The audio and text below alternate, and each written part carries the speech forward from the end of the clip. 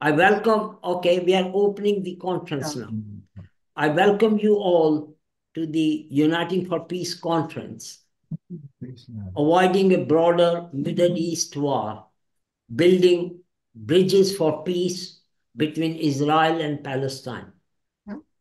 I'd like the audience and the speakers to reflect that how can the bloodshed, slaughter, and killing be stopped? And how can we spread and how can we avoid spreading to other parts of Middle East? And secondly, how can we enforce, if people got any ideas, the ruling of the IJ's International Court of Justice? And can the rule of law be enforced? And thirdly, how can we stop the US administration, even UK, supplying weapons to Israel and with military hardware intelligence, and with which they carry on the slaughter, which is continuing? And what we as international organizations, peace organizations, community, Western media, and third, lastly, I want to say why the Western media, international community are silent, and there are no solutions, no ceasefire, no solutions to change or improve the current situation. So I like all these for speakers to reflect. Now, before we start the conference, I'll just like to introduce today's chair, which is Rita Payne. She's Uniting for Peace.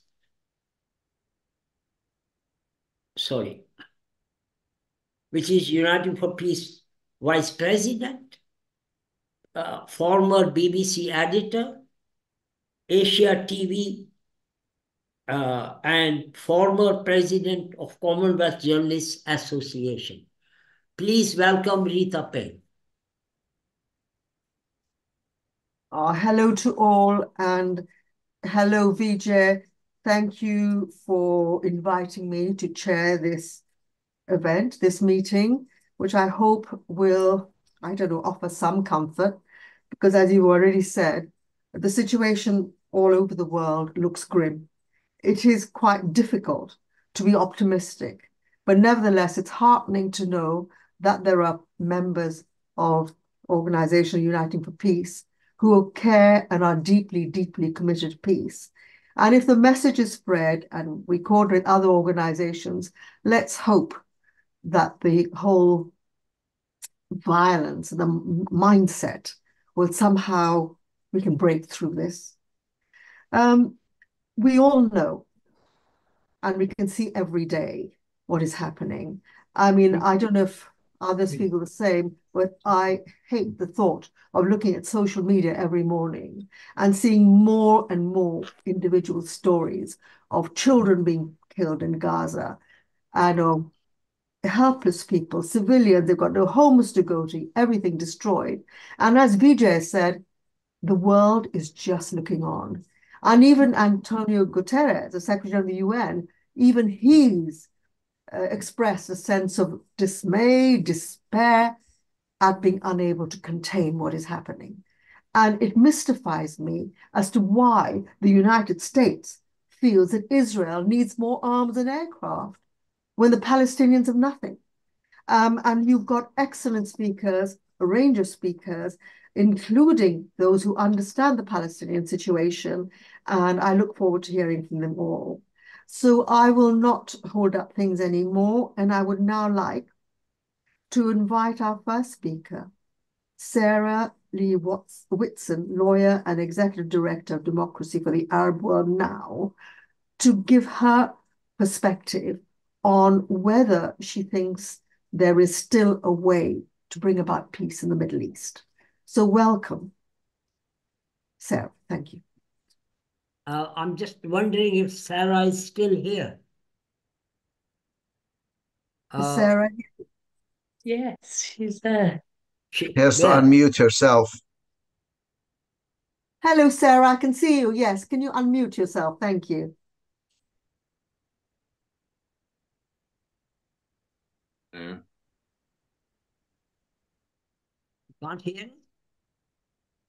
Can someone text her? Sarah, can you hear us? Can Yes, now I can. I was muted by the host. It was not all right. Okay, welcome. Capacity to remedy that. Welcome, Sarah. Thanks. So thanks for having me. Tell us what you think of the situation. I will. And I have some prepared remarks, which I'm going to present to you now. The frightening and very real prospect of a broader Middle East war emerging from the ongoing onslaught in Gaza is now a reality. The fighting in Gaza with Israeli forces aided by some mercenary troops leading the charge has spread to Lebanon, Jordan, Iraq, Syria, and of course, Yemen. In Lebanon, Israeli forces just yesterday carried out new attacks deep into Lebanese territory as it trades tit-for-tat attacks with Hezbollah. U.S. forces in Jordan, Iraq, and Syria have come under quite lethal attacks, inviting American counterattacks. And of course, now we have a U.S.-UK war in Yemen to punish the Houthis for blockading ships headed to Israel. All of this fighting grows out of the Gaza war, and none of this will be easily contained. While the United States blocked yet another ceasefire resolution last week and is authorizing, as was noted, an additional $14 billion in military aid to Israel, Israel's gearing up to invade Rafah, the last remaining part of Gaza where the entire population is now crammed, and to forcibly displace them to Egypt. Despite Egyptian and Saudi pronouncements that such actions will result in serious consequences, they're quietly preparing for an inevitable influx of Palestinian refugees, building a new walled camp for them in the middle of the Sinai Desert. President Biden has promised an imminent, if temporary, ceasefire for which we remain hopeful. I won't repeat the statistics of the devastation and destruction of Israel's war in Gaza, but I think it's important to understand how we've gotten here, because the indisputable reality is that Israel is not acting alone. It could not maintain its 57-year endless occupation and apartheid rule or pursue its war in Gaza without the military and political protection provided by the United States. If we want to see Israel's conduct change, we must first and foremost challenge the support and protection Western governments provide to it. Our responsibility as citizens of Western democracies is to confront our own role in aiding and abetting the war crimes and crimes against humanity unfolding daily in Palestine. Noam Chomsky, in his 1969 book, Peace in the Middle East, wrote, "In no other region of the world are the problems so likely to lead to a devastating regional conflict and possible global war. I have suggested that these problems have only been aggravated by the irrationality and intolerance that has dominated discussion in the United States. It will be most unfortunate if this state of affairs persists." Sadly, what Chomsky feared 54 years ago has come to fruition in spades, probably well beyond what he envisioned. To suggest that American policy and today the very closely aligned British policy in the Middle East is irrational certainly is correct in that it doesn't make sense from an objective evaluation of our national interests versus a review of our policies towards Israel.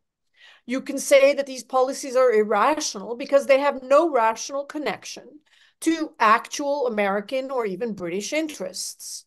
But since Chomsky's assessment, there is a much more deliberate, nefarious approach to the entire Middle East, where the stated interests and values, the rhetoric that accompanies Western policies, are really just after-the-fact justifications for an approach that is strongly predicated on, first and foremost, satisfying lobbying interests, whether of the defense industry, whether of the pro-Israel lobby, and increasingly from Middle East government lobbies themselves. These policies are housed in a persistent fundamental ideology that American primacy, American military domination, American support for abusive governments is a good thing. It's no longer a hidden ideology, but said out loud, so that National Security Council head Jake Sullivan could justify support for Middle East dictatorships by very openly saying, well, it's good for Israel, it's good for stability, it's good for oil prices. But if you needed a sense of just how deeply, embarrassingly detached from reality Jake Sullivan and his worldview is, recall that just prior to October 7, he said the Middle East is quieter today than it has been in decades, as evidence for the success of their approach.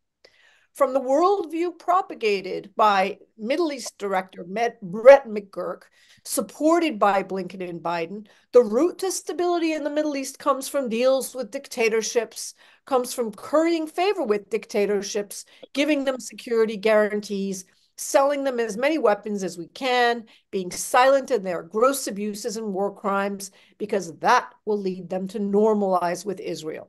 And once that happens and they're aligned against Iran, that is the path to stability. Never mind that experts from the get-go of this so-called Abraham Accords strategy argued that such an approach would not lead to stability because it's based on false assumptions and beliefs that alliances between an apartheid government and unrepresentative, unaccountable, quite brutal dictatorships are a recipe for stability. It's not. It never will. And yet it took the people on the ground in Gaza to suffer with unbelievable horrors to really underscore just how bizarrely out of touch the Biden administration worldview of the Middle East is. Palestinians and global civil society, we are putting our hope in the institutions of international law to stop the savagery of the war in Gaza, where there are now 2 cases before the International Court of Justice, which is the UN's highest judicial body, and a case before the International Criminal Court. On January 26th, as you all probably know, the Court of Justice ruled that Israel's assault on Gaza is plausibly genocidal and therefore found it necessary immediately to order Israel to stop the killing of Palestinians.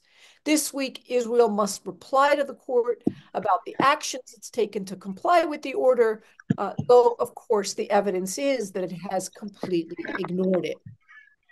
This decision was a profound validation and recognition of what Palestinians on the ground have been describing about what's happening in Gaza. It's also a very profound rebuke of the United States, the United Kingdom, and certainly of Israel, who have vociferously denied that Israel is carrying out genocide. We now have the 2 most important international courts in the world examining unbelievable atrocities by Israel. They are under tremendous pressure as a result, but it also puts tremendous pressure on the United States and the United Kingdom in particular because they are faced with a choice of opposing the orders of the 2 most important international courts in the world on which our international rules-based order depends. And by any fair reading of the Genocide Convention, these orders should include and includes a restriction on aiding and abetting Israel from committing its plausibly genocidal actions, in particular by providing it with weapons, as a wide group of UN experts concurred last week. Effectively, the message and the choice the United States is making is that it will undermine, disregard, disobey, and effectively destroy the significance and importance of the International Court of Justice if it means shielding and defending and protecting Israel. Whether or not the US or the UK will be themselves brought and dragged to the docket remains to be seen. But really what we're observing is to the extent to which they will go to undermine and destroy these 2 most important institutions to shield Israel. There couldn't be a greater test of our stated values in support of the rule of law and accountability and human rights versus the efforts to shield Israel from accountability from them. So the stakes of this continued support for Israel are very high. The stakes of continuing to whitewash these crimes are very high. And the Democratic Party in the United States risks paying an even higher price because Muslim Americans, Arab Americans, progressive Americans are increasingly making clear that they will not vote for Biden. And if people are afraid that Trump will win as a result, then that's something the Democratic Party should consider, running a candidate who is not as divisive, who is not as, frankly, hated as the man that is now being called Genocide Joe. I am beyond saddened. I am horrified. I am gutted that it took 30,000 Palestinian lives, over 10,000 children to force the international community to deal with the situation in Gaza and stop trying to brush 2.5 million people under the rug, under the Israeli siege, ongoing, continuing, without resolution. The Palestinian people said no, and now the whole world is focused on a new conversation. So in the smallest of silver linings here, I would say, the fact that there is now a reconsideration of what we need to do to end the occupation and apartheid could potentially be an important step forward. At least it opens up the possibility of that. I don't know if I should go any further. I may be up against my time, but I hope we can join in the discussion when I can address the prospects of the two-state solution, as well as what we in civil society can do to address the situation.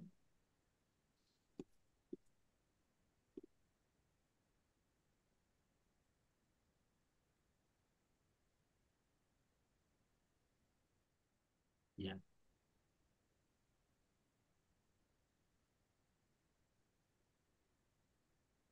Okay. Rita, I think she's finished. Rita, unmute yourself. Unmute yourself, Rita.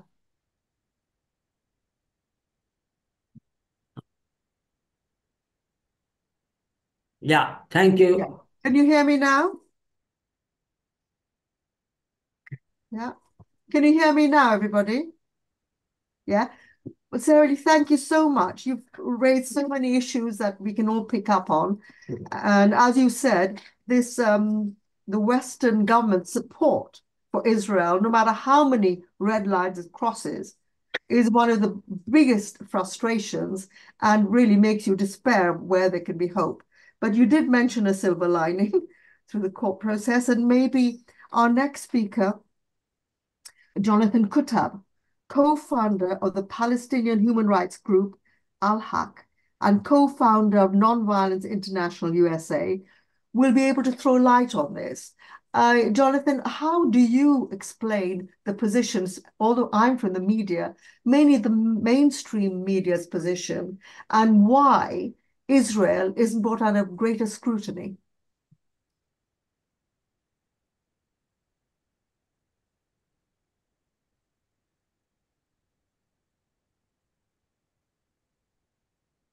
Who's going to unmute Jonathan?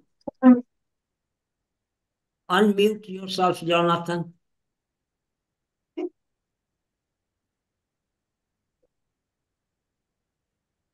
The host is not now. Yeah, there. Fine.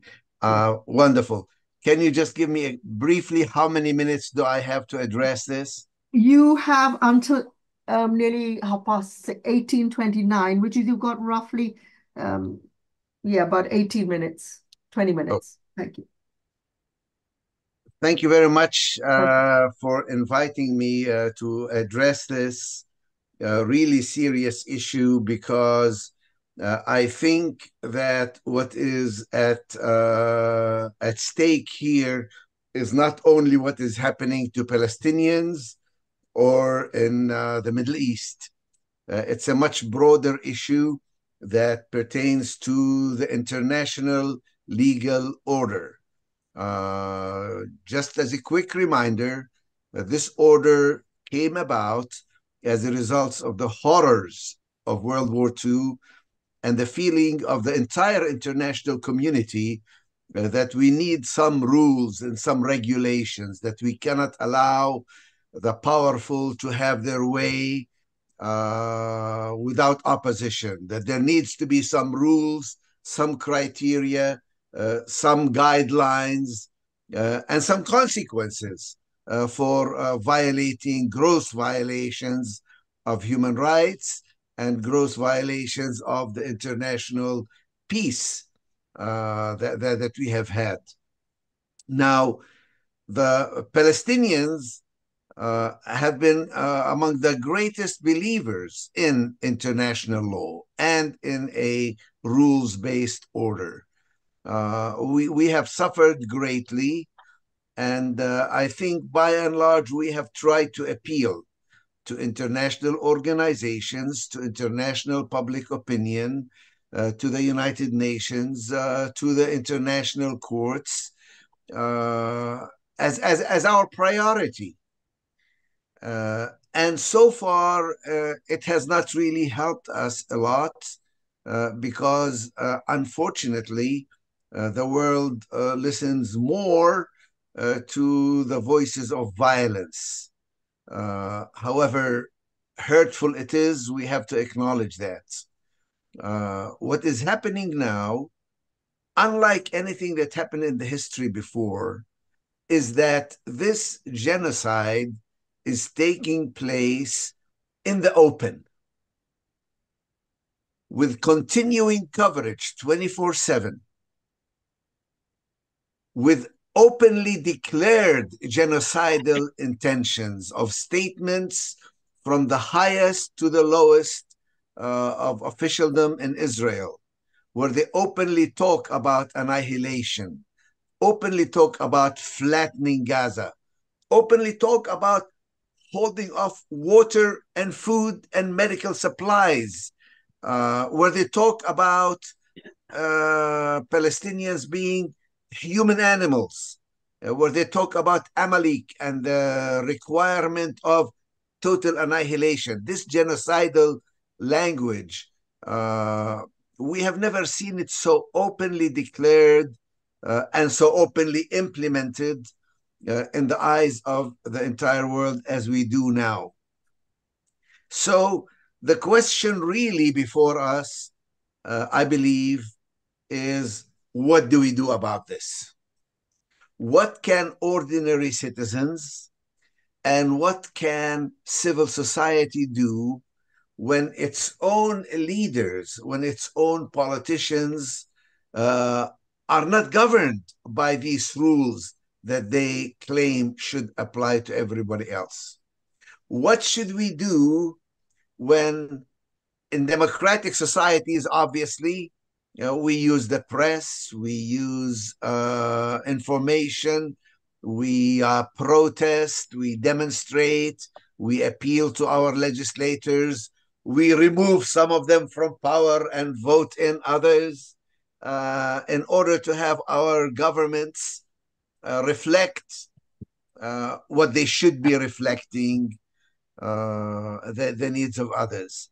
But where that fails, where our politicians, our leaders do not carry out their tasks, then it's up to civil society to move from the stage of protest and demonstration and appeals to a higher stage of direct action, direct non-violent action, including civil disobedience, including such tools in the toolbox of a nonviolent movement, such as boycotts, divestments, and sanctions. BDS. It is not an accident that these three letters have become almost anathema and taboo for the supporters of Israel, because they reflect a moral and principled action by ordinary people when their own governments fail. Because what we see in Europe and increasingly even in the United States is that as the masses of people see the reality and change their position and demand action, those at the top 1%, continue to be lockstep tied with the policies of the State of Israel, even when these policies run against their own declared principles and values. When that happens, civil society must act, because the top 1% cannot rule their societies and cannot rule the world without relying on ordinary people to implement their decisions. When the unions refuse to load the ships, when the soldiers refuse to fire their weapons, when ordinary people refuse to participate in cultural, scientific, educational, sport activities that belong to a regime which refuses to follow international law, then that regime can no longer operate. We have seen that in the case of South Africa and in other cases as well. And I realize that this may entail a price that needs to be paid. I realize that this can be disruptive of activities which should otherwise stay outside the political arena. Cultural activities, educational activities, scientific activities, trade activities, economic activities. All of these are undertaken by ordinary people and by ordinary citizens, and largely by civil society. And where their own governments fail to carry out the necessary action, then civil society must act. And I should add, in recognition of the title of this webinar, that in fact, these principles, these values, these intangible ideas actually do impact the lives of people and do impact world peace. It is not an accident that even the Israeli military leaders are very concerned about the holy month of Ramadan and are even openly saying, we want to suspend action during the month of Ramadan, even if there is no deal on a ceasefire or the hostages, because we do not want the entire Arab and Muslim world to be aroused during the holy month by what is happening in Gaza. They recognize that it is not only those who carry weapons and those who fire and those who bomb and those who resist militarily that create the biggest obstacle to their ongoing genocidal activities, but it is ordinary people, people of faith, people of conscience, people who believe in human values that will not allow such oppression to continue unchallenged. So we should not short ourselves. We should not think that we are powerless. We are, in fact, powerful. We are the ones who give legitimacy to governments, and we are the ones who can withhold that legitimacy when governments fail to act in a proper fashion, in a humanitarian fashion that recognizes the humanity of everybody on both sides, on all sides of the conflict, so that if we want to move towards peace, we need to move beyond the surface analysis of who has how many weapons pointed at the other, and go more to the principles, the values, the rules, yes, international law and human rights, which needs to be withheld in an equal fashion, applicable to everyone equally, recognizing the value of human beings, recognizing the importance of laws, conventions, and of international organizations and international bodies in order for us to be able to have a peaceful life and for all people to in fact survive and even thrive in a peaceful world. Thank you.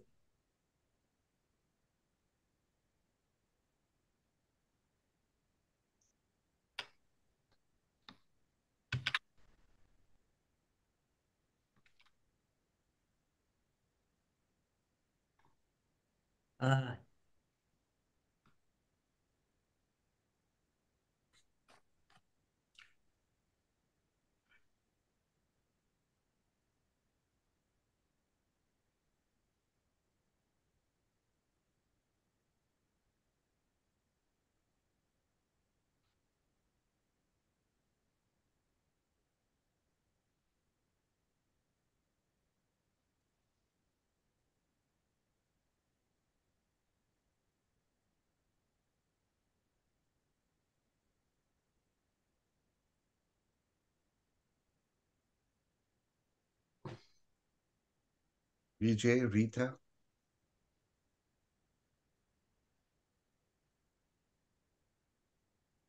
You can't.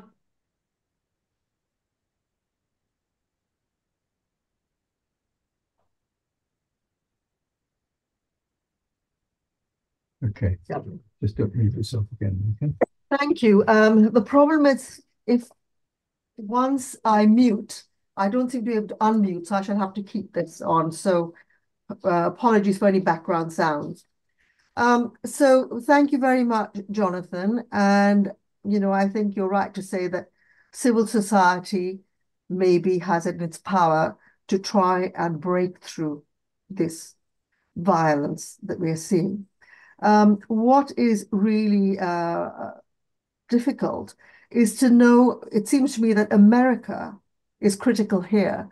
And knowing that the media can have a big part, is it true, and I don't know whether Tony Greenstein could tell us, that in fact, in America, people don't know about the scale of the suffering in Gaza. So is it that we're just getting the one-sided approach, the American approach, which is openly sympathetic towards Israel?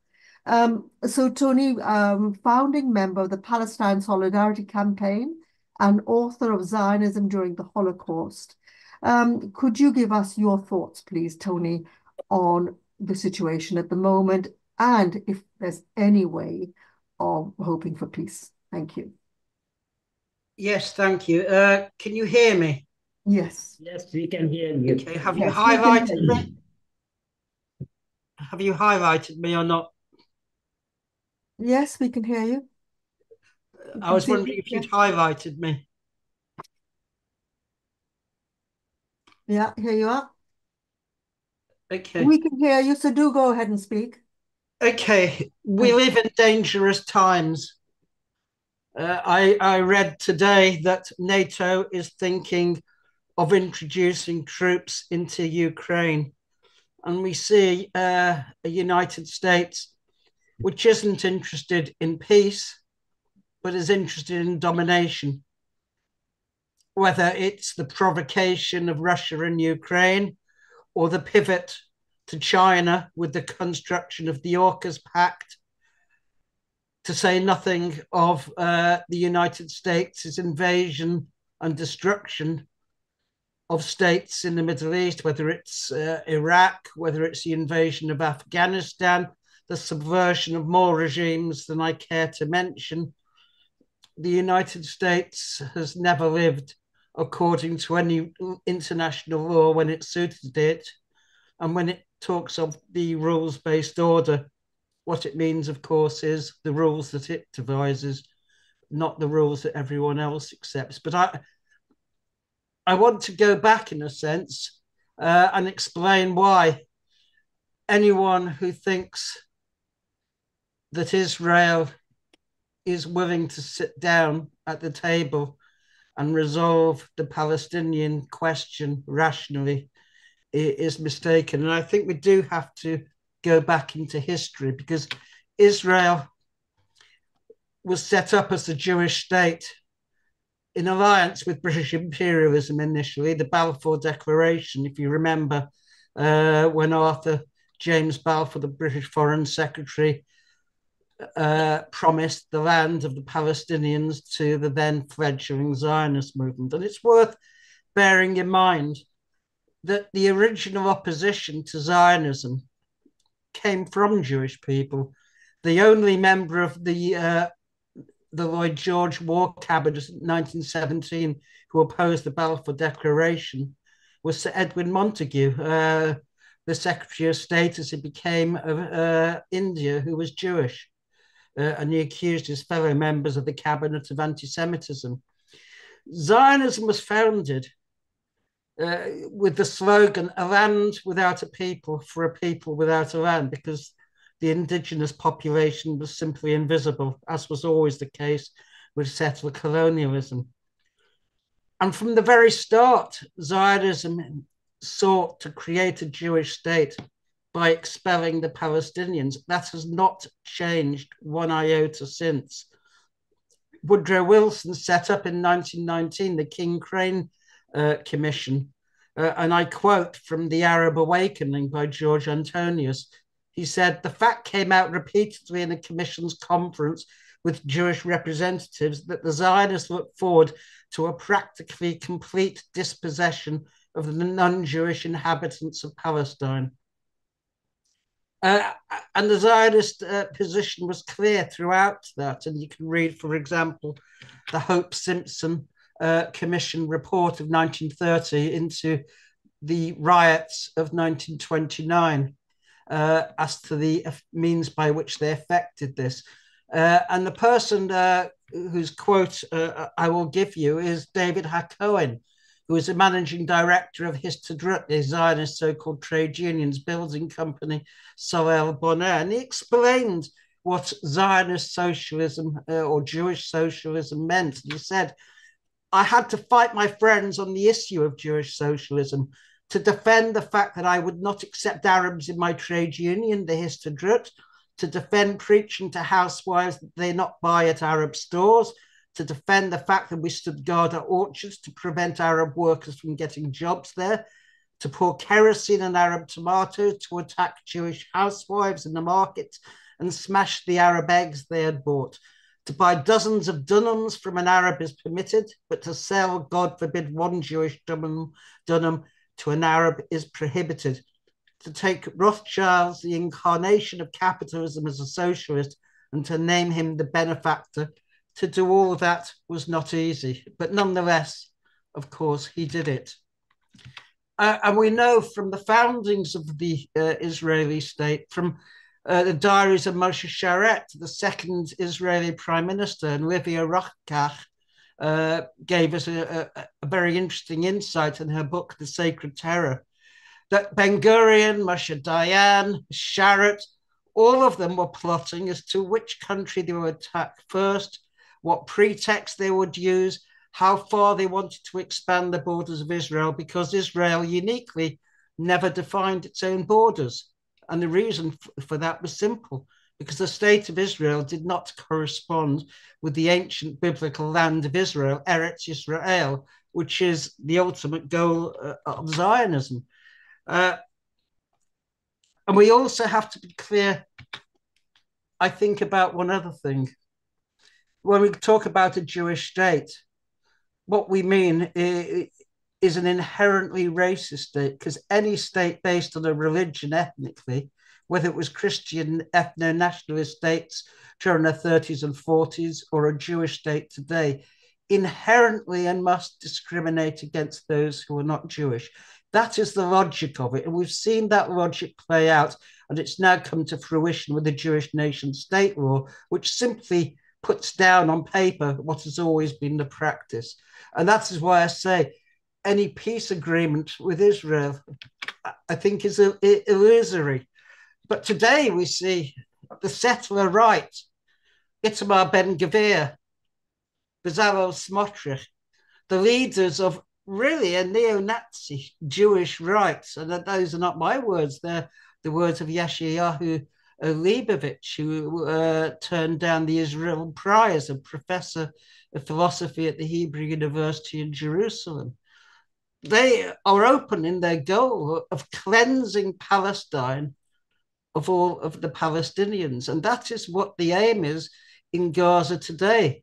And whatever the pretensions that the United States says, whatever lip service it gives to what is happening, they are deliberately funding and arming Israel in order to carry out that ethnic cleansing project.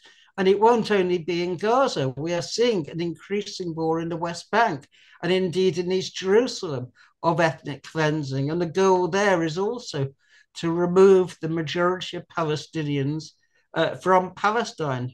Because very simply, if Israel is to live up to its pretensions of being a Jewish democratic state and what is already one single state, which is equivalent to the British Mandate, then it has to remove the vast majority of Palestinians. It has absolutely no choice in that matter.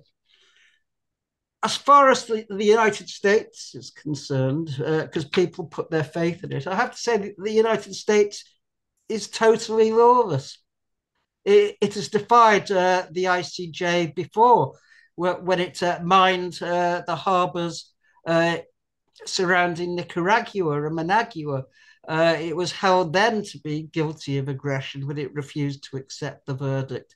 It's no accident that when South Africa brought its case before the International Court, it first said it was meritless, when it clearly wasn't meritless, and they found a plausible case for genocide.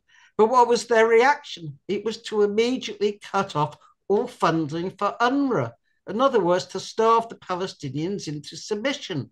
The cynicism of that move, and not just by the United States, but by much of Western Europe, beggars belief. And we now understand that the United States is going to introduce, in essence, sanctions on South Africa for having brought the case. It's going to lose the right to sell its goods in the United States, except with high tariffs. So I'm afraid that anyone who has illusions in the United States is barking up the wrong tree. I mean, the United States is willing to enforce international law when the Houthis attack ships bound for Israel. But when it comes to Israel, bombing hospitals, murdering doctors, murdering journalists, killing children, 15,000 or so children in Gaza, where torture camps have been set up, and all the other horrors, which I don't really need to go through. When Yoav Gallant, who is the Minister of Defense, there's nothing defense about it, but anyway, that's what they call these people. He said there is going to be a blockade of food, of water, of fuel, of power. I mean, that is a starvation blockade. I mean, that is exactly what the Nazis did to the Jewish ghettos in Eastern Europe. They also starved them. Starvation was a tactic that they openly espoused. And when Gallant called the Palestinians human animals, I mean, Israel claimed to inherit the memory of those who died in the Holocaust. The exact phrase human animals was used by Heinrich Himmler in a 1943 speech at Poznań in Poland, which was played at the Nuremberg trials, when he described the Jews who were being exterminated to senior SS generals as human animals. It was a phrase that Hitler used. He called them human cattle, if you like. But this complete dehumanization of Palestinians, and it's not just by Gallant, it's not just by Netanyahu. The majority of the Israeli people today have an exterminationist mentality. And that comes not from the Holocaust. It comes from being a settler colonial state. I mean, this is not new.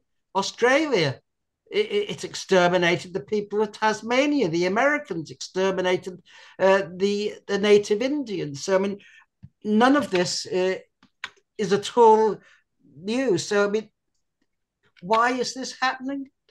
Because Israel is seen by the United States and the West as its watchdog in the Middle East.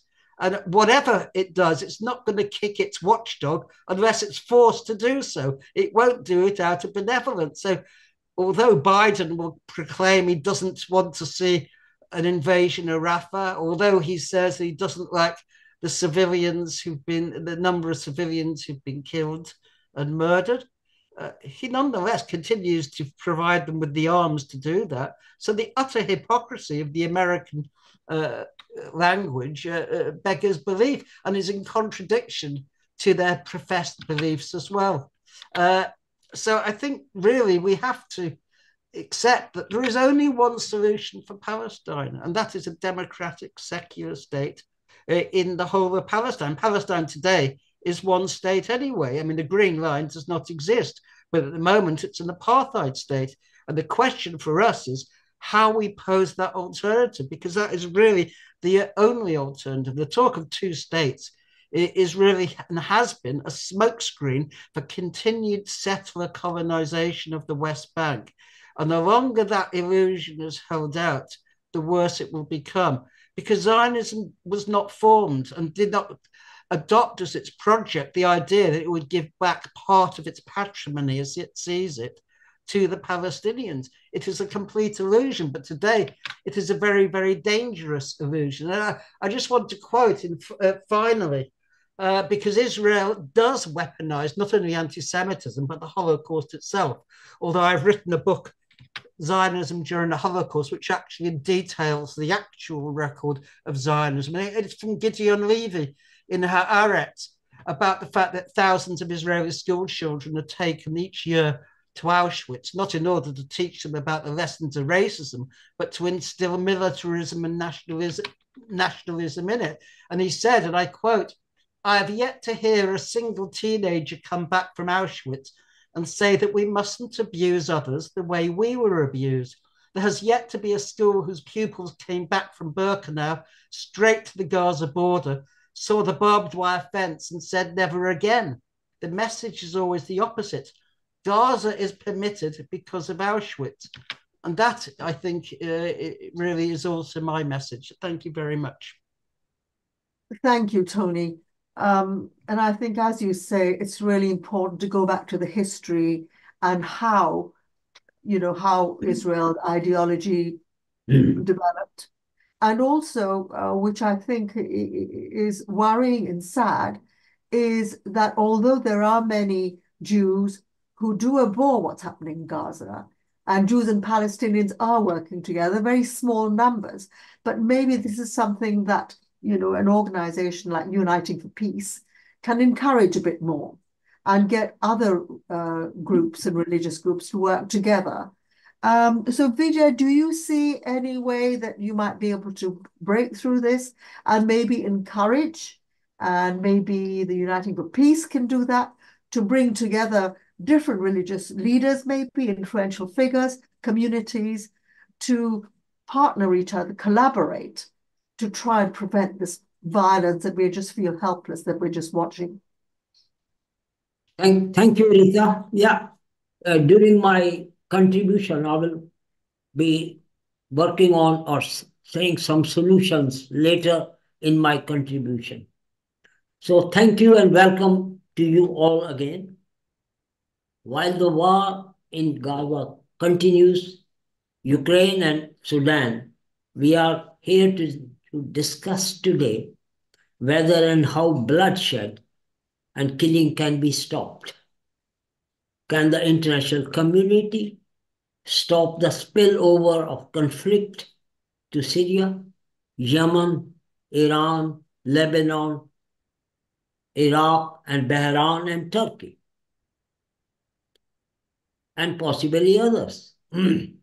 Is there any humanity left as children, women, and innocent civilians are being slaughtered by Israel with the backing of military and political establishments of US, NATO, and some European countries like UK, and we heard France is sending military to Ukraine.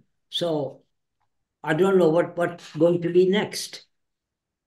The West, particularly United States and other European governments, who pride themselves to adherence of rule of law have yet so far limited their role to public relation exercise and not putting any pressure on Israel. While the civilian population of Gaza continues to be slaughtered, and it amounts to violation of UN Charter, human rights, law, morality, and human decency. The so-called liberal democracies of the West continue to lend support in Israel's destruction of Gaza and killing of Palestinians, amounting to severe war crimes. The mainstream Western media is complicit and fails to condemn the atrocities of Israel against defenseless Palestinians by targeting hospitals and schools. The media fails to challenge and expose lies of Biden and Israeli government. According to the data maintained by Forum on Arms Trade, Biden administration is working to give Israel and Ukraine over 60 billion to continue the slaughter. And who are the winners? US weapon manufacturers like Lockheed Martin, RTX, Boeing, General Dynamics, BAE, Elbit System are some of the companies who are making huge profit, and their stock prices skyrocketed, all, by the way, funded by the US taxpayers. In 2024, US has announced military spending budget of $866 billion, and so has Russia of $140 billion US dollars, so that the wars in Gaza and Ukraine continue. Dear friends, with all these weapons, chaos and turmoil in the region, there is a high probability that the Israel-Palestine conflict may turn into a major war involving other neighboring countries like Syria, Iran, Yemen, Lebanon, Turkey, and possibly others. The war might become a regional war, or for many years or decades to come. Hezbollah militia in Lebanon is firing on northern Israeli towns and villages in solidarity with Palestinians, and Houthi forces in Yemen have attacked commercial ships in the Red Sea with the real or perceived Israeli connections. The US has moved 2 aircraft carriers into the region as its bases in Syria and Iraq came under attack, drawing swift retaliation. So as a result of continuing Israeli attacks, there will be more terrorism against the West, and anti-Semitism will increase. With criticism of Israel, this will also result in more refugees, to handle whose number is already 110 million and increasing. All these, including Red Sea ship attacks by Houthis, have a sign of wider Middle East conflict on all fronts in Gaza, Lebanon border, Syria, Iran, Yemen, and possibly others. Dear friends, according to Armed Conflict, from 7th of October to 24th of November, there were at least 7,283 pro-Palestinian protests took place in more than 118 countries, from Jakarta to San Francisco, against Israel's ongoing assault on Gaza, which has killed more than 30,000 people, including more than 8,000 children.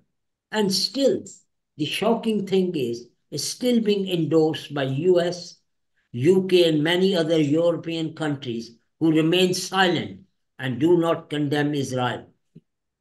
Among the actions, dear friends, South Africa has taken a bold step, taking Israel to International Court of Justice for perpetrating genocide in Gaza. And it will solidify the perception that Israel has already committed genocide in Gaza.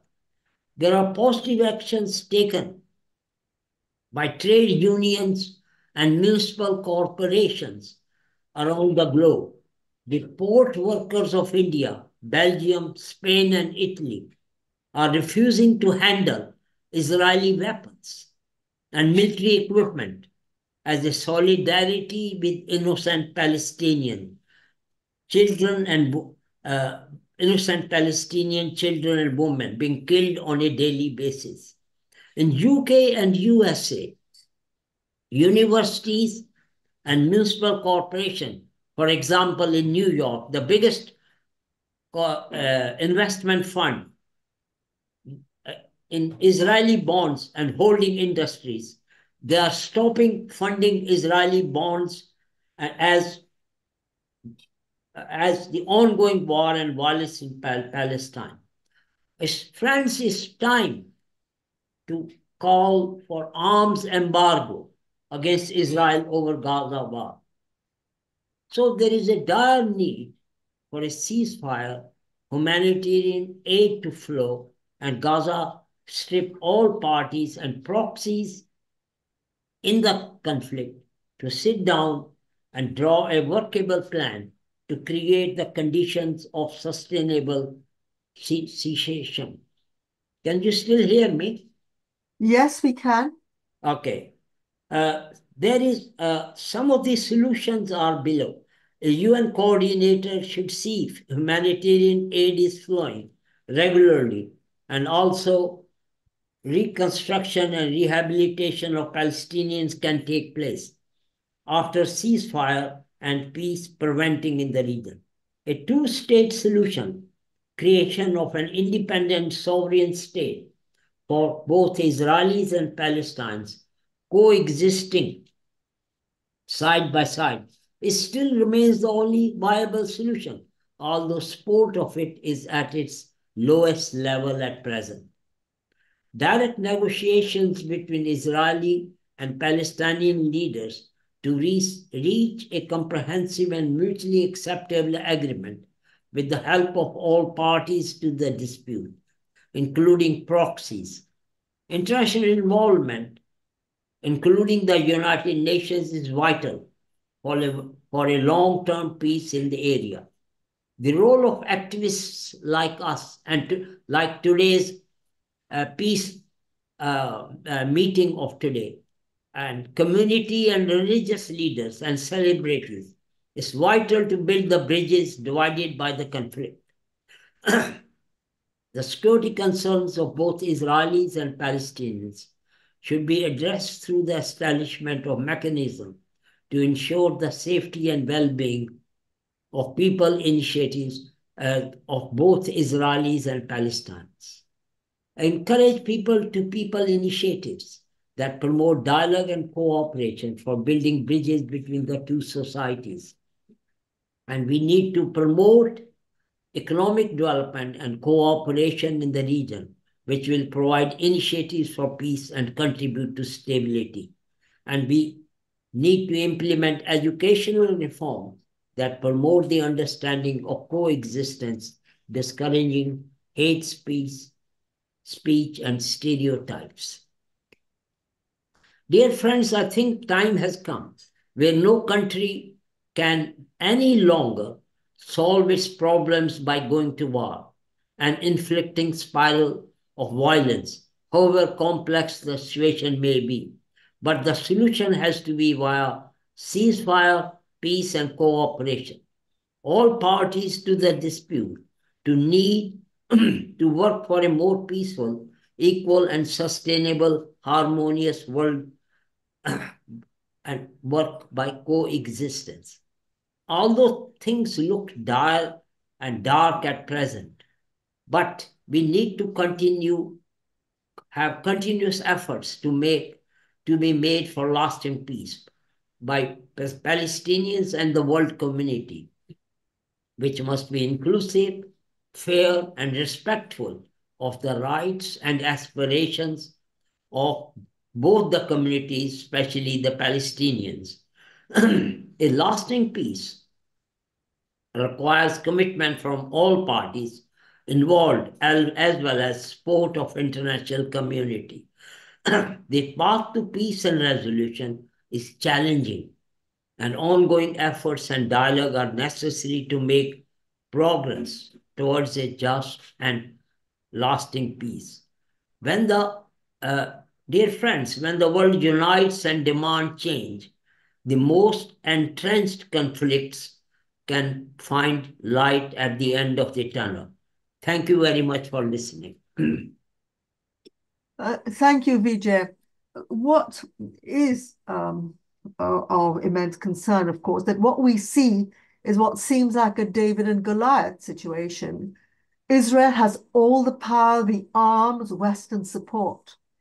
And in comparison, Palestinians don't seem to have, even from the Middle East, if they got together and supported Palestine more vigorously, do you think that might make a difference? Maybe we can discuss this later on when we open up this seminar to other voices. But there are so many questions at the moment, and there are some pointers. For example, it seems obvious, stop selling arms to Israel, and maybe the violence would stop. But how do we make this happen? And hopefully, again, we will get suggestions. May I now invite Ahmad Shahidov, head of Azerbaijan Institute for Democracy and Human Rights defender, Azerbaijan.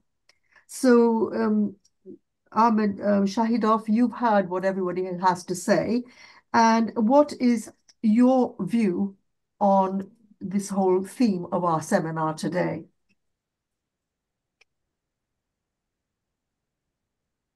Is Ahmed here?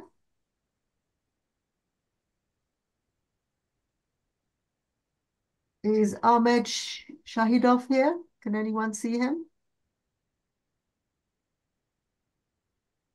If he isn't, can I open up the discussion and ask some of the speakers to comment on what they've heard so far? For example, someone mentioned in the chat that in London, Jews and Palestinians have been fighting together for peace. And how do we promote this even in the Middle East? Is this something that Tony might like to comment on?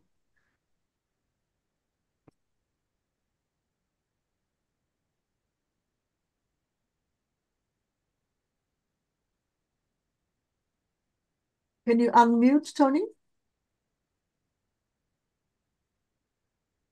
Can't hear Tony. Oh, Dr. Shahidov says the host has to open his mic. Can you come and do that?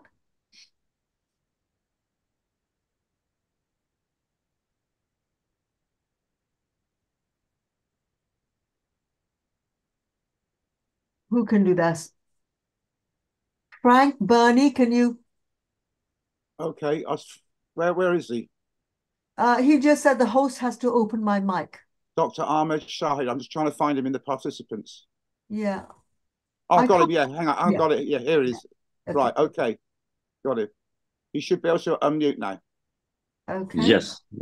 Thank Yeah. you. Excellent. Now my microphone Welcome. is okay. That's a relief. Thank you. Welcome. Thank you. Dr. Thank you, Shahidov. Madam Chair. Thank you, Madam Chair, the organizers. First of all, I want to thank all of organizers, Mr. Mehta, for organizing such important conference, because it's very important topic that we have to discuss and get concrete solution, because it's already fifth month the human tragedy, the genocide is going on in the Middle East. And I don't think that we have to approach to this issue from the religious or ethnic side, because this is the human issue, and the main humanitarian laws, main humanitarian norms are being violated in Palestine. And of course, we condemn the Hamas attack to Israeli civilians, but the response of Israel army to this attack is more than war, and it's not war going on in Palestine, it's genocide. And the target is the Israeli army, is not only the Hamas, because the last 5 months already 30,000 civilians were killed in Palestine, and there is no any international mechanism to stop this brutality. I remember in October when I made speech in OEC Human Dimension Implementation meeting in Warsaw.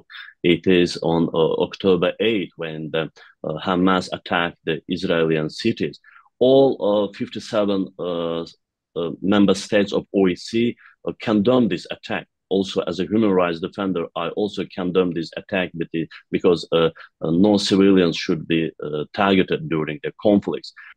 But unfortunately, no any ambassadors, no any diplomats from OEC countries talked about the reason of this war, about the violation of this international legislation, international law. And what we see the last 5 months in Middle East, somehow the Israel use this Hamas attack like a reason to destroy all Gaza, destroy the other cities of Palestine. And what happened in recent months once again showed that Israel is not the only country that do it, because Israel is a very small country and attack to Palestine, and there are almost 200 countries in the world. And I remember in October in New York, I attended the UN Security Council hearings on Israel-Palestinian war.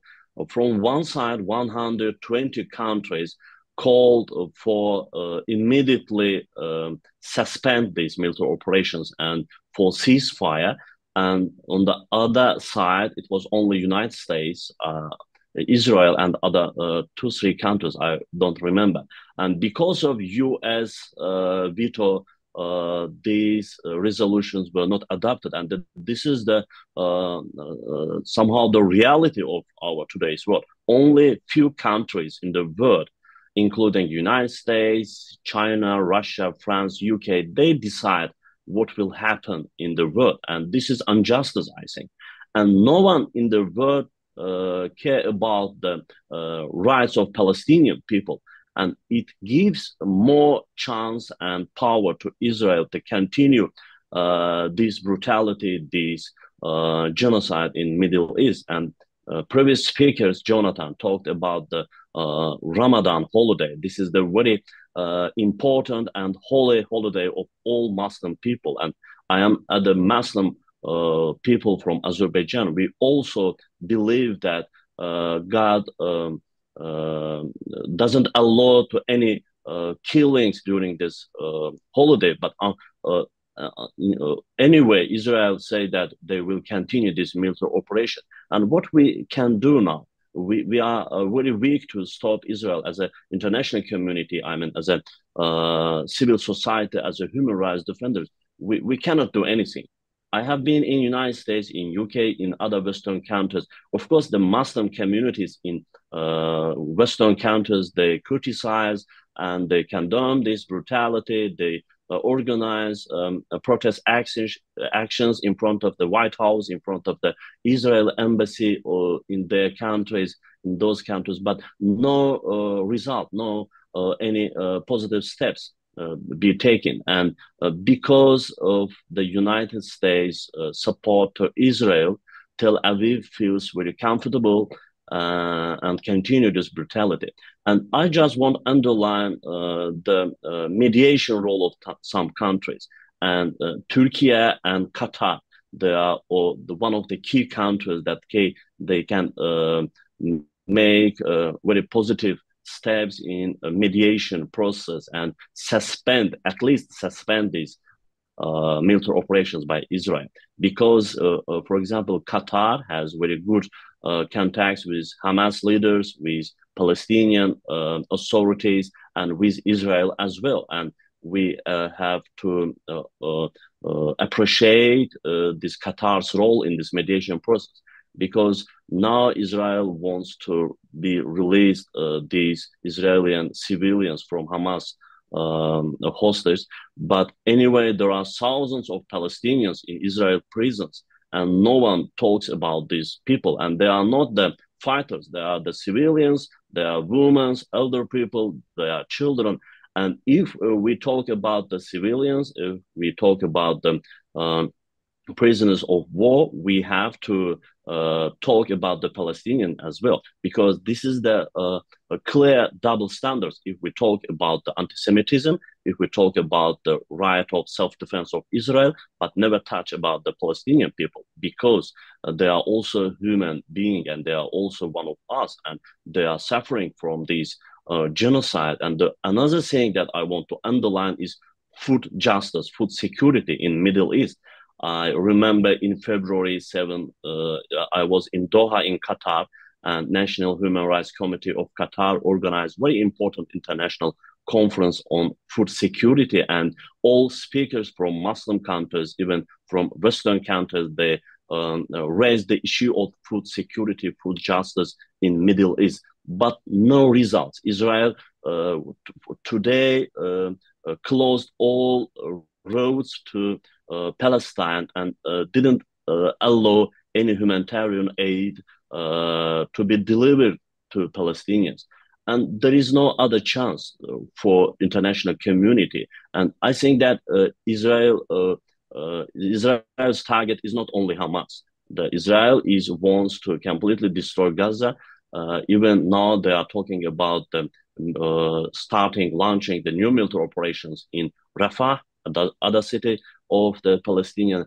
And because of United States openly support Israel, Tel Aviv and Netanyahu government feels very free to continue this military operation. What we can do as a human rights defenders, of course, as I said before, I highly appreciate the organizing these online conferences, and I do thank to Mr. Mehta, to Madam Chair, and all participants here.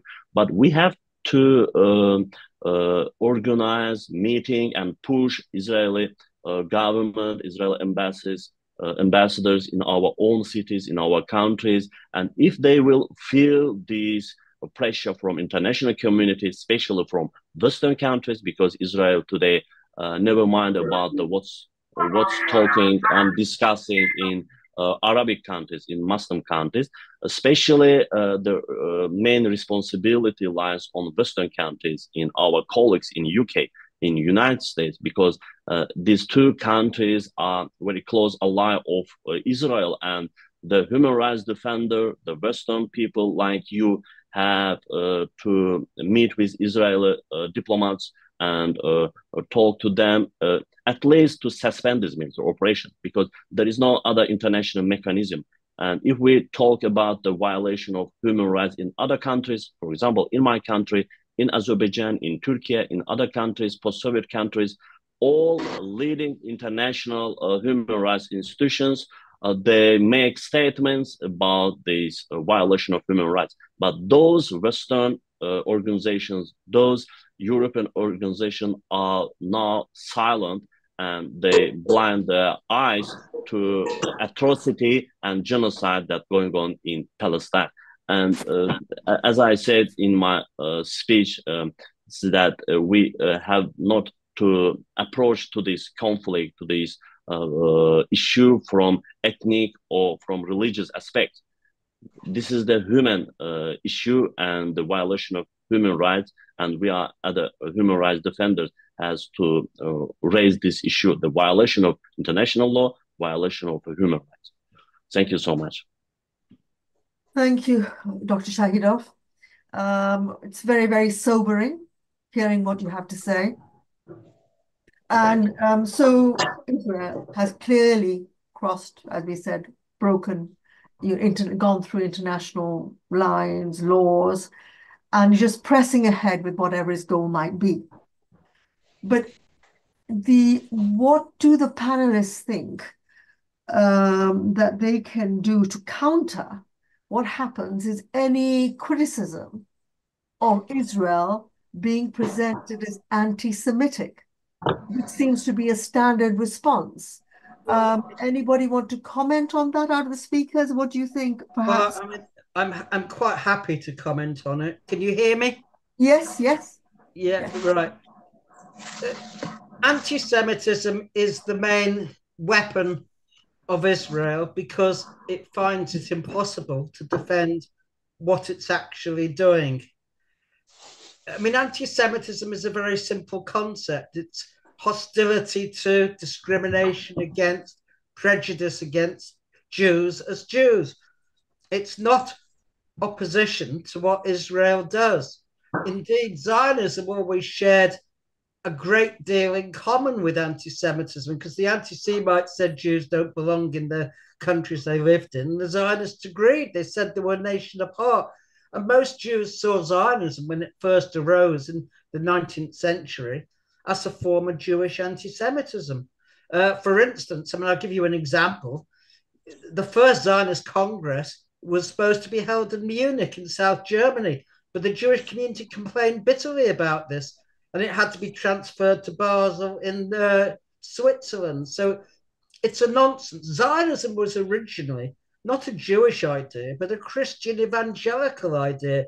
The idea of a return of the Jews to Israel or the Middle East was a precursor of salvation for them and the rapture and all of that. So I don't think we need to be too worried. But look, there have been many thousands of Jews who've protested in America, in Britain, and elsewhere. The idea that all Jews support what Israel is doing is simply wrong. But Jews outside Israel have no purchase. Israel exists because it's in the interests of the United States as it sees it. And I have to say this, the only way the United States is going to stop its sponsorship of what has happened is if the Arab regimes, which are the junior allies of the United States, Jordan, Saudi Arabia, Egypt, and so on, who are complicit with Israel, are themselves threatened because we have a series of nasty, undemocratic dictatorships ruling the Middle East. And that's why the Houthis attack has been seen as so abhorrent by the United States. I mean, therein lies the solution. It's for the Arab peoples themselves to make the US presence in the Middle East unwelcome. And that is the main solution. As regards two-state solution, I'm afraid that's been around for 30 years and Israel has no interest in it. It never has. I mean, you really do have to understand the founding ideology of Israel, which is Zionism. It would never agree to sharing what it considers its rightful birthplace with another people, the Palestinians. And so however much it may seem on paper an equitable solution, in practice, politically, it's impossible. The present government, there's not one single member of the Israeli cabinet who supports two states. Netanyahu's made it very clear. There's no support in Israel for it. It's a non-starter. What it has done is functioned as a smokescreen for continued colonization, and it's diverted people from the essential problem that Israel is an inherently racist and apartheid state. So that's what I have to say. Can I just ask Jonathan Kuttab, as co-founder of the Palestinian human rights group Al-Haq and co-founder of Nonviolence International USA, do you find that with your work, you're able to, at least get some Americans to understand and see the Palestinian point of view and position? Yes, actually, there is a marked change in the attitudes of Americans, including Jewish Americans, mostly among young people, mostly in the Democratic Party. But there is a clear shift in attitudes. I want to affirm what Tony has said, that the charge of anti-Semitism has been weaponized to justify avoiding dealing with the real issues. I am very gratified that some of the best allies for the Palestinians have been Jewish who, out of principle, out of humanity, and out of their own Judaism, are rejecting what Zionism and the State of Israel is doing to Palestinians. So we must be very clear that what is happening to Palestinians and the Palestinian resistance to what is happening to them has nothing to do with anti-Semitism or anti-Jewishness, which is largely actually a Western phenomena, a Christian Western phenomena. But the Palestinians are resisting because they want to be free, regardless of who is trying to capture or colonize or ethnically cleanse them. They need to resist.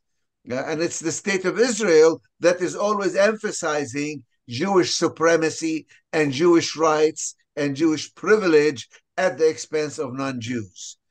So we must be very clear.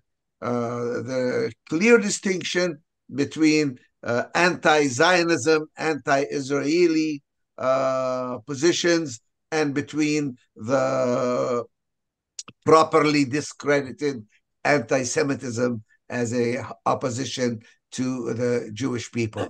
But in response to your question, the changes that are taking place in the United States, in a way similar to the changes that are taking place in Europe and elsewhere, are at the level of ordinary people. The top 1%, those who are in power, continue to support the State of Israel and to repeat its positions, even positions that have been totally discredited. We have seen this from President Biden. I follow Israeli news and television in Hebrew. And at the beginning of the Gaza campaign, they didn't expect that they would be able to continue beyond 3 or 4 weeks before the rest of the world asked them to stop. Instead, President Biden came and says, don't stop. Do whatever you need to do. Spend as much time. Drop as many bombs. And if you run out of bombs, we'll supply you with additional bombs. And if the United Nations tries to intervene, we will use the veto. We will allow you a green light to do whatever you need to do to finish the job, to continue. Even now, talking about Rafah, the United States is not saying stop. They're just saying move 1.5 million people out of the way so that you can continue to bomb and do the job that you need to do. It's what we see here is the exercise of power by the top 1% who actually benefit from the ongoing violence that is taking place, that even as ordinary people continue to shift and change their position and to see the inhumanity that is taking place. Thank you, Jonathan. I was wondering if Sarah Lee Whitson, you can talk about what Middle Eastern Arab countries can do. I mean, it is, as we've heard, they're run by dictators who play to the Western tune. But what can Middle Eastern civil society organizations do? Can they bring pressure on their governments to change their stance? I think, first of all, I would recognize what people in the Middle East have done. At 309 Durham Street. No. Go ahead. Thanks. Yes, which is to, in whatever limited way they can in social media, in even some protests, despite the restrictions on protests in places like Morocco, have expressed their support for Palestinians and Palestinian rights. And I think that the reason we are seeing the tempered, measured approach of Saudi Arabia now to put off the Abraham Accords or Egypt to threaten consequences if Israel invades Rafah is because they genuinely fear the repercussions of their own populations should they so dramatically be seen as supporting Israel's genocide. And so there's been a tempering effect from the sentiments of these populations, which are very carefully expressed, that I think have pushed their dictators into at least publicly trying to appear to be supporting Palestinians and Palestinian rights. But mind you, it's a very limited space for civil society in the Arab world to actually express their views, because even pro-Palestine protesters have faced arrests and repercussions in the region. In some places, there is a little more space to express opinions about Palestinians and Palestinian rights. But still, these are governments that don't want to give any ideas to their population to think that they can or should be free to protest. There have been some arrests in Jordan. There have been some arrests in Cairo. So there is very, very limited space for these populations to openly protest and demand change. Anybody else want to comment?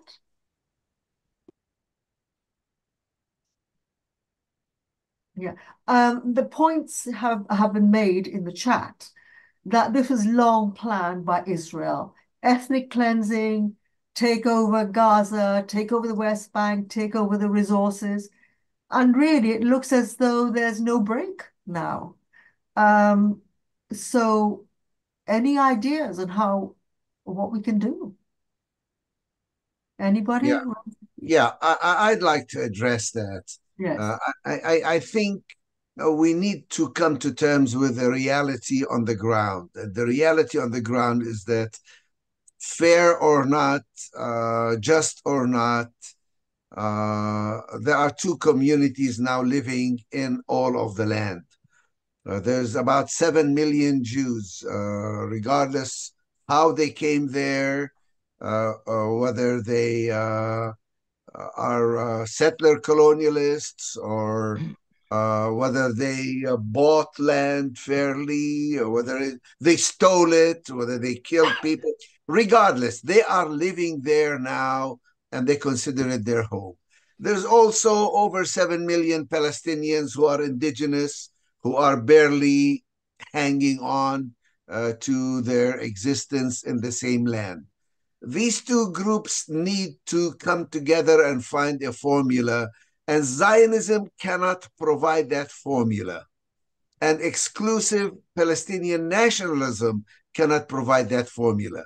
There needs to be a new way of looking at things that allows those millions of people who consider that place home to live on the basis of equality, on the basis of dignity, on the basis of respecting their different nationalities, ideologies, whatever, but where they can live there jointly on the basis of equality, not exclusivity, not oppression, not supremacy, but on the basis of equality.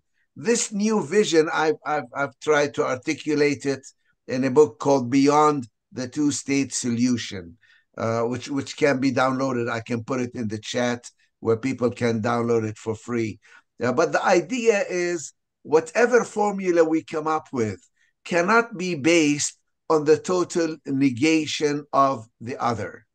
Again, I am not claiming that there is any symmetry between the two.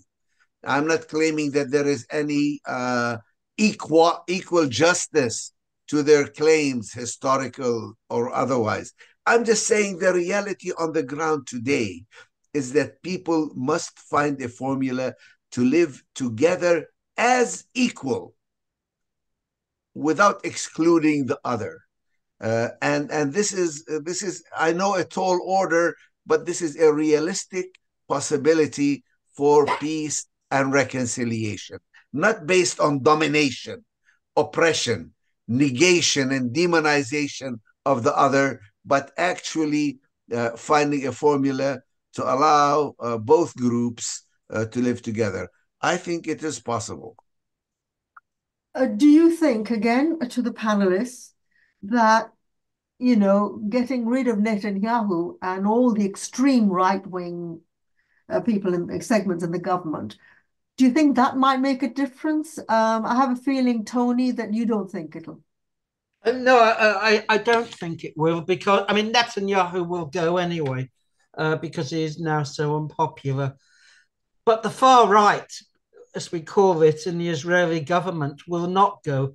Itamar Ben-Gvir, who's the police and security minister, he supported Rabbi Meir Kahane and the Kach party, which openly called for the expulsion of all Arabs. Itamar Ben-Gvir himself used to march chanting "Death to the Arabs," which is a popular chant with the Israeli right. He even had the photograph of Baruch Goldstein on his living room wall. Baruch Goldstein went into the Ibrahimi Mosque in Hebron and murdered 29 worshippers and injured about 100. So, no, I don't think so, because unfortunately the settlers in the West Bank have a critical mass now, and they are leading the state. And the Israeli Labour Party, for instance, has almost disappeared. It used to form the government for the first 30 years. It now has 4 members of the Knesset. Meretz, which did have representation, the old Mapam, has disappeared entirely from the Knesset. So you can't look for a solution within the existing Israeli Jewish politics. But I agree with Jonathan that everyone who lives there, whether they're Jewish or Palestinian, has the right to continue living there, but not as part of a Jewish supremacist state, which says that Jewish settlement is a national value, that is a Jewish national value. It has to be on the basis of complete equality. Certainly there will be certain national rights, like linguistic rights and so on, and religious rights, but there cannot be domination of one group by another, so that hopefully Israeli politics will take on more of a class character, so that people will divide into whether they're conservatives or socialists, not into whether they're Jewish or Arab. I mean, that is the solution, the only solution. But the United States and the Western imperialist powers have no interest in seeing such a solution. They see Israel as the guardian of their own interests in the Middle East, not least in alliance with the corrupt and repressive Arab regime. So there is a solution, but it's a solution that the West doesn't really want to adopt, because it supports a Jewish state. And Germany, I mean, looks on benignly at what is happening, because it in a sense exonerates it for what it did in the Second World War, because it now can support a genocide carried out by Jews, or as it sees Jews. So the solution is a very clear one. The question is, of course, seeing it implemented. Israel is the hardest nut to crack. We saw South Africa go. Israel will be the last to go, unfortunately. But 2 states does not offer any sort of roadmap, I'm afraid. If we had 2 states, it would be a Bantustan at best, and that would simply cause its own problems. So we have to have a democratic, secular state in Palestine. Thank you. The one thing we haven't mentioned, of course, in Palestine is, of course, the Palestinian Christians. No one is being spared. And yet you would have thought that if Christians are suffering in Gaza, that might encourage, the Americans to take notice. Why is that not making a difference? Who would want to answer that? Well, as a Christian myself, I can assure you that the question for Israel has never been Muslim or Christian. It's been Jewish. Jewish, even Jews who don't believe in God. Like Ben-Gurion says, I don't believe in God, but I believe he gave us this land. So the issue has never been a religious one from Israel's point of view. I think we have some people here who wanted to speak, who have raised their hands. All right, Frank? Oh, hello. Yes, I am not Jewish, but my late sister-in-law was. She and her sister lost all the rest of their family in the Holocaust. Now, that doesn't make me any kind of an expert on Israel or Jewish history, but I do know a bit about it. At least I have been engaged with the issue right back to the 1940s, when Israel was founded, sadly, by violence. And this is the fundamental point I want to make. It is with profound sadness that I see that so many Jewish people, far from all of them, but many Jewish people, believe that the only way that they can actually achieve the never again response, which is the only valid response to the Holocaust, is by means of having their own exclusively Jewish state and imposed by violence on the indigenous Palestinians who were already there. As I say, it's fundamentally the peace movement has to condemn all the killing, whoever does it. The talk on both sides of both the Israeli government and Hamas talk about self-defense, but sending rockets and all the other means of killing are not self-defense. To Lilias, I would say I don't need a God to tell me that killing innocent children is wrong, or even killing anybody, even people who themselves might be carrying arms. Killing is itself wrong because every individual is unique, and that though it's enormously difficult to envisage it, I do agree. I don't agree with everything that Tony says, but I do absolutely agree with him that the only ultimate solution is a complete equality on all parts. If it is still to be in the historic Palestine area, it can only be a single state with ultimate multinational, multi-ethnic, multi-religious on a completely basis of equality, and that is what everybody who abhors the killing should be working for, not taking sides either way. So I think that is my fundamental message. Thank you, Frank. Thank you. I've got hands raised, Isaac, Newton, and then Bernie. So Isaac, you've been patiently holding up your hands. So welcome to make your comments. Can you unmute yourself, or someone unmute Isaac? Oh, yeah.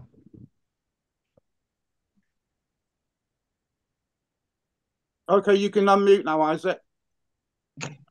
Well, I'm so grateful to be part of, a peace activist team. I'm so grateful to hear from you. He said to me to book something online, and I went online, and there was nothing available. To talk about issue of peace between Palestine and Israel. First of all, we should look at something else. I do go the probably. cause of the violence. Can you not interrupt when the speaker's talking, please? Can you not interrupt when the speaker's talking? Thank you. Carry on, Isaac. Hello? Carry on, Isaac. There was some interruption on the line. Yeah. Can you hear me? Yes. Go ahead. Okay. I'm talking about peace issue between Israel and Palestine. So we should look at the root cause of the violence, so that we join hands together to, of course, get solution to what's really causing the violence, and be able to see our leaders globally cooperate together as an international community to make sure that people in Israel are safe without going to war, and people in Palestine do not also attack Israel, because we want to see when Israel is of course, comfortably safe, and the same applies to Palestine. Then my last comment is on about the double standards between actually the leaders who just playing around games when it comes to peace between those two parts, that is the Israel as a country and the Palestine. So what's really the best way to, of course, stop the double standards that is really going on between those two, actually not two, but the members who are supposed to make sure that the peace is in the region and make sure that Israel is safe and Palestine is safe. So what's really the best way to handle that? Thank you. Thank you very much. Bernie, you've been wanting to say something? Yes. Right. It's very interesting presentations. Radical revolutionary change never comes from the top.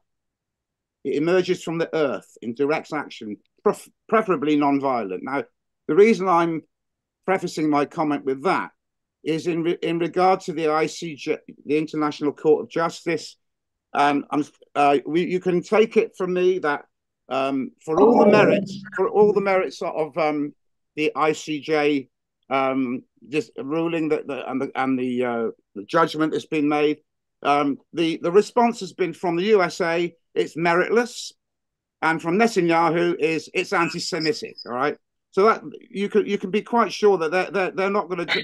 All this humanitarian talk is just a smokescreen. Now, what I've got an idea about this, which is connected with the when I said about direct action, preferably non-violent, the boycott, divest, sanctions.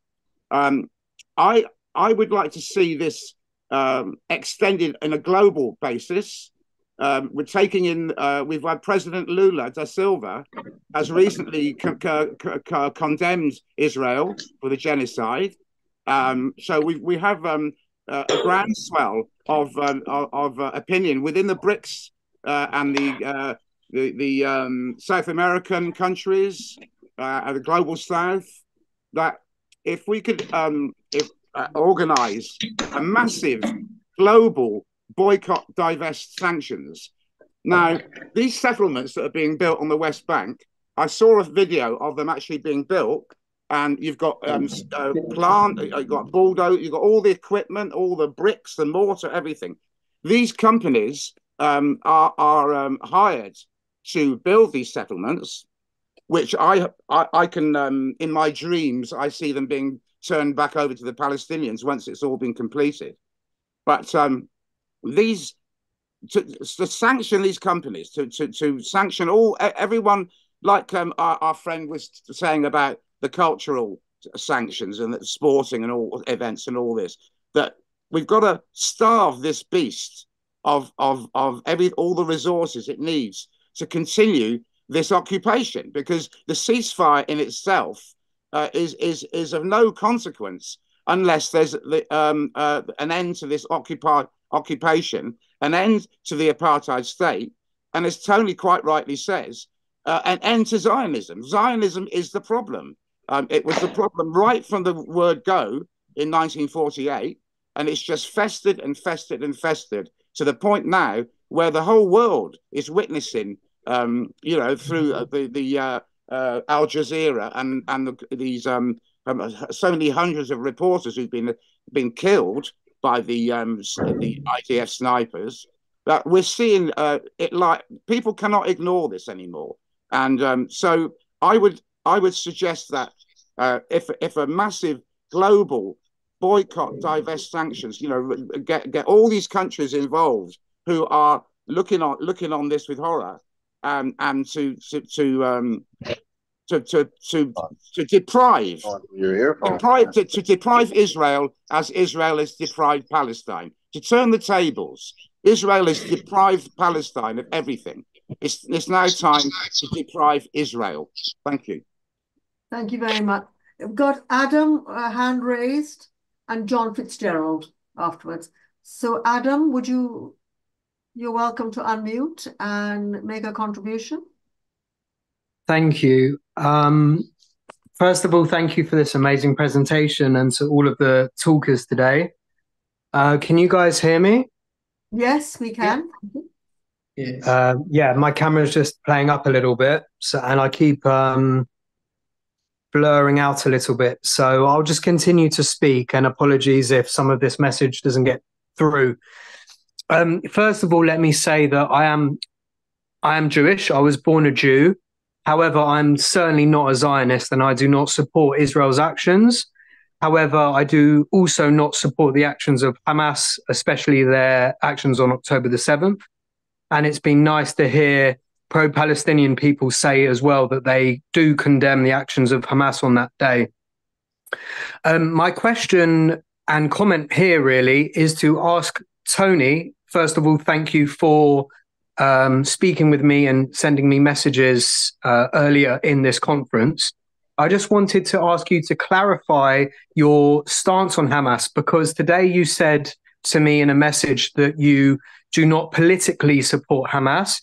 However, in a different YouTube video where you were part of a conference, I saw that you basically said you do support their actions. So I just wanted you to please clarify your thoughts on Hamas, taking October the 7th into account.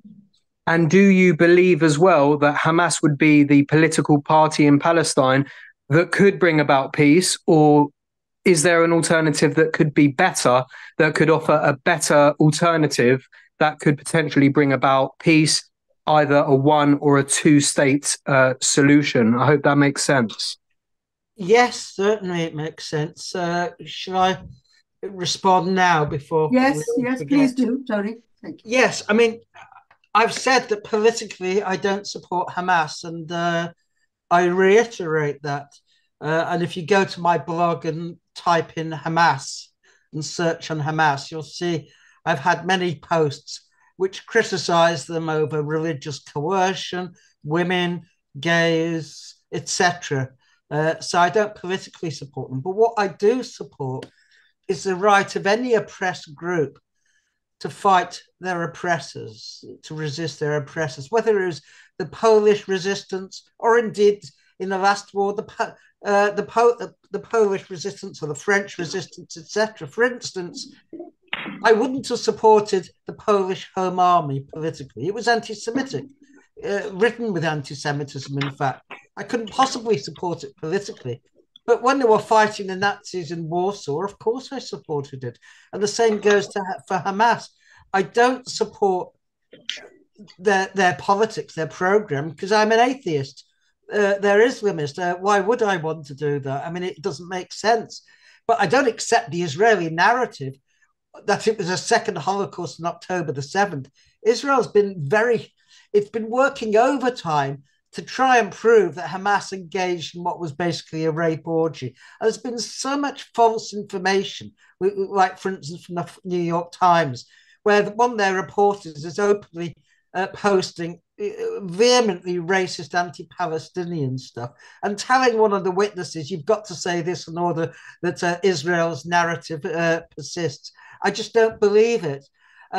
What we do know on October the 7th is that Israel operated the Hannibal Directive, which is a murderous directive, which says that if your citizens get taken hostage, it was originally just soldiers, but now it was applied to civilians, it's better to kill the hostage and the captor rather than allow the hostage to be then exchanged for future Palestinian civilians. Don't forget, Israel has 8,000 Palestinian prisoners. We know for a fact, because the survivors of Kibbutz Be'eri testified, that Israeli tanks just fired tank shells into the houses. But Hamas didn't have that weaponry.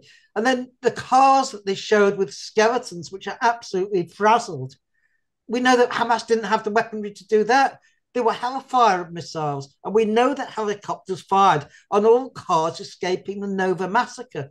So I would estimate, and I'm in no position to judge, that probably half or more of the civilians who died on October the 7th were killed by the Israeli army because they didn't want them to be taken hostage. Now, you can judge for yourself what kind of doctrine that is, that would prefer to kill your own people rather than have them being bartered for release at a later stage.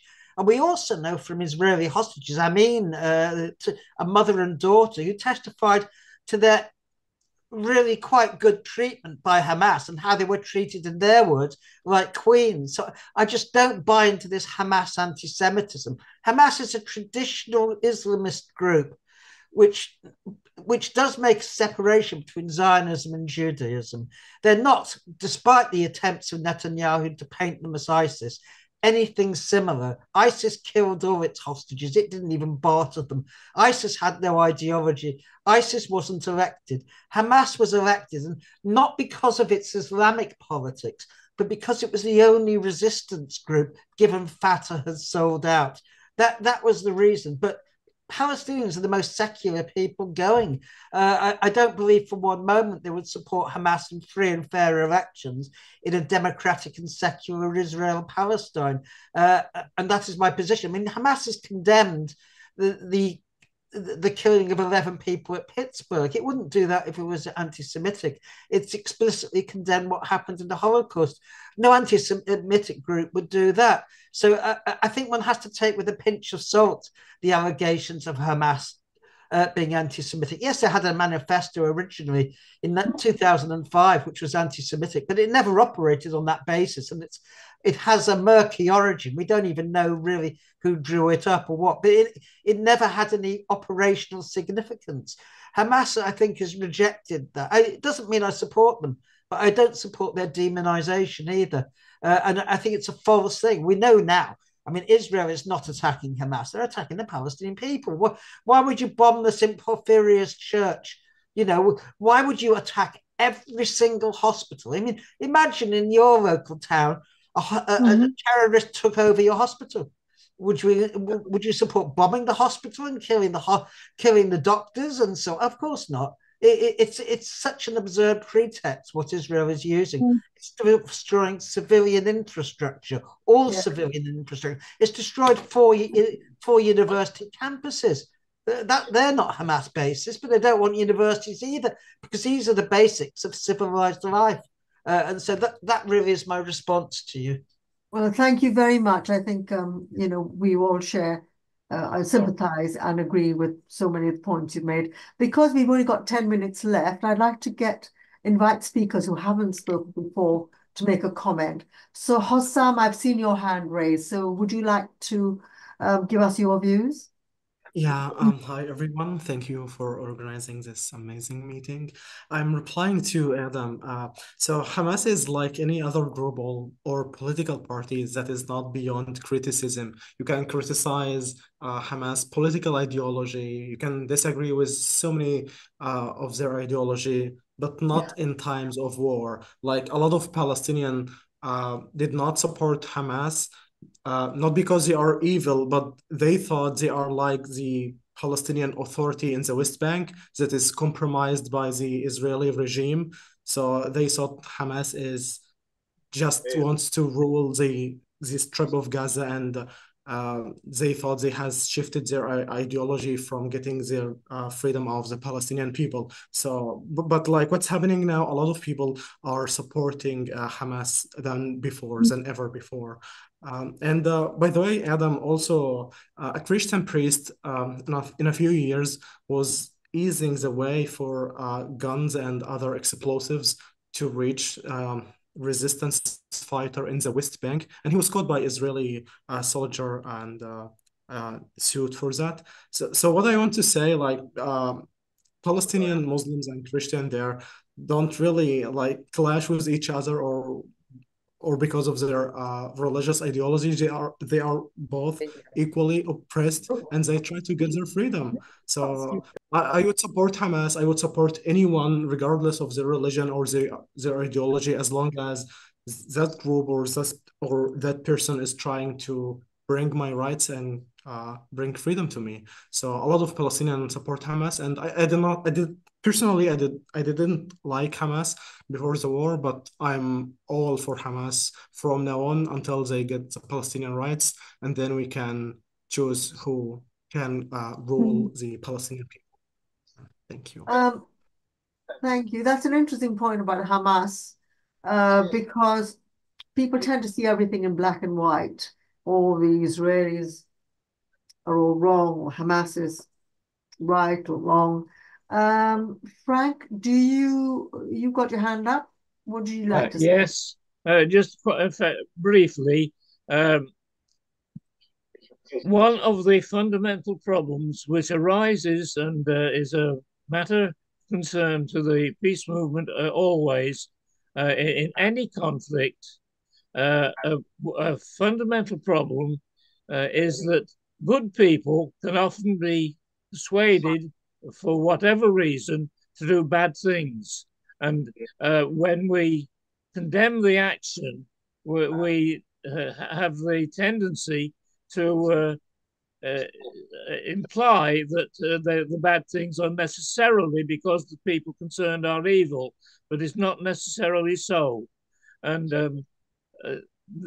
can I just say on the question of Hamas and any other so-called resistance movement, that doesn't, while recognizing the reasons for their existence and for their action and for their policies, that does not justify the actual actions that they take.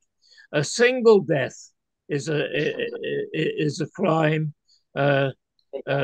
Thousands are a bigger crime, and millions, 6 million is the number to remember in relation to Jewish attitudes towards the whole situation in Israel-Palestine at the present time and over the last 50, 60, 70 years. Thank you. I'm sorry, we've got 5 minutes left, and I know others would like to speak. I'm really, really sorry. Vijay, would you like to wrap up now, since you organized this brilliant seminar and you've got together such amazingly articulate people? What is your assessment now of the way forward? Thanks, Rita. Yeah, I mean, I know we could continue for another hour, but we have, as always, hit our biggest enemy, which is the time. So all it is left for me is to thank all the distinguished speakers, Sarah Lee Whitson, Jonathan Kuttab, Tony Greenstein, Ahmed Shahade, for their thought-provoking and engaging presentations. Of course, we have learned a lot of things, including the what we can do, the actions on the ground, and by persuading UN and the courts, etc., what we can do to rectify the situation. We will be publishing a report of today's conference in the next Uniting for Peace newsletter. So I request all the speakers, please send your contribution. Thank you very much to all the speakers and the chair, especially Rita, for ably chairing the session today and for your contribution. Thank you very much to the committee, volunteers of Uniting for Peace, and all the contributors who made the question-answer session a vibrant one and also made the evening a success. Let me just say that today, private citizens, as some speakers have been saying, have more power today to do public good than ever before because of the rise of internet, technology, campaigning, and the NGOs as a global movement in the developed and the developing world.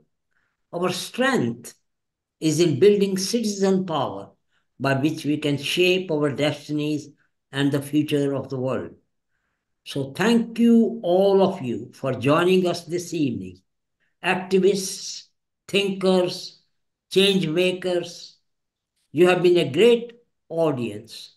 Thank you very much for being here today, and we hope to see you soon again at our next event. So thanks very much, everyone. Thank you all. Will you send a copy of this recording to all those who registered? Yes, by all means, we can send a copy. Yes. Thank you. Yes, by all means. Yeah. Okay, I think it's time Will to... that copy have the chat in it, Vijay? Sorry? Will the recording, does Yeah. that have the chat on it as well or not? Recording will be a YouTube video and not the chat, because chat has been, it will be too long to send the chat. It will be just presentations of mainly of the speakers. Our Bernie Holland is trying to do it, and once he completes it, we can send to speakers and all the attendees today. And if there is room, we can do a bit of question answers, but that's all we will be able to do. Okay, thanks again, and I love you all, and you're doing great work, and carry on the good work, going on the marches, whatever suits you as a person, carry on the good work, and a day will come when we will be winning. Thank you. Lovely to see you, Vijay. Goodbye. Lovely to see Frank. Yeah. Lovely Okay, lovely to see you all. Yeah. Take care of yourself. Okay. Bye-bye. All the best to everybody. Good luck. Bye-bye. Yeah. Goodbye, everyone. Thank you very much. Bye. Bye. Bye-bye. Peace be upon us all.